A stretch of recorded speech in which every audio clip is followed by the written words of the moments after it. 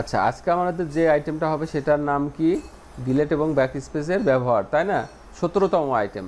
এই back space, কিবোর্ডে back space থাকে, অর্থাৎ এই যে তোমার, আমি যদি কিবোর্ডে ব্যাক স্পেস বলতে যেটা বোঝাই, এই যে দেখো তোমার এখানে আমি একটা কিবোর্ড দেখাই, এই দেখো এই যে ব্যাক স্পেস, এই যে এটা হলো ব্যাক স্পেস, আর এটা হচ্ছে ডিলেট।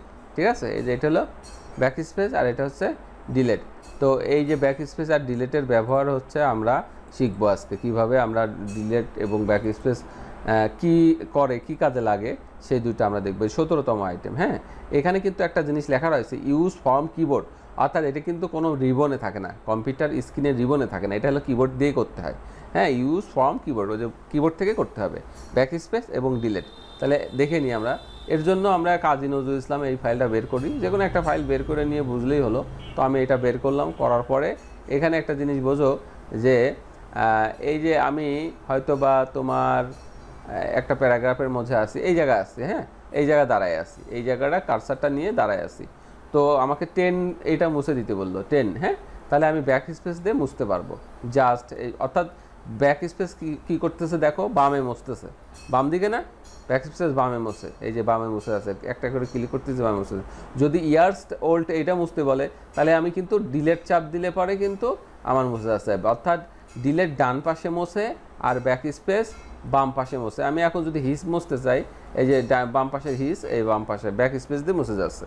আর যদি এই পাশের হিসটা মুছতে চাই, তাহলে কি করব, ডিলেট চাপ দেবো, ডিলেট চাপ দিলে ফ্যামিলি মুছে যাচ্ছে, দেখো ফ্যামিলি মুছে যাচ্ছে, এই যে এইভাবে কিন্তু আমি মুছতে পারবো। ক্লিয়ার? দেখো, এই দেখো আমি ডিলেট চাপ দিচ্ছি, ডান পাশ থেকে অক্ষর মুছে যাচ্ছে, আর ব্যাক স্পেসে কি মুছে যায়, বাম পাশে মুছে।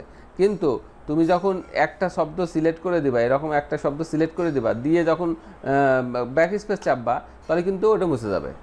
আবার যদি তুমি একটা শব্দ সিলেক্ট করো, বা যতটুকুই না হোক না কেন, তুমি সিলেক্ট করো, করে এই যে ডিলেট আছে না, ডিলেট চাপ দিলেও মুছে যাবে। অর্থাৎ সিলেক্ট করা লেখা তুমি ব্যাক স্পেস দিয়েও মুছতে পারো, ডিলেট দিয়েও মুছতে পারো। বুঝেছো? তোমার যদি কোনো এটা এতটুকু জিনিস মুছতে হবে, তুমি এখন কি ডিলেট চাপবা না ব্যাক স্পেস চাপবা? যে কোনো একটা, অর্থাৎ তুমি ডিলেট চাপে মুছে দিলাম আমি।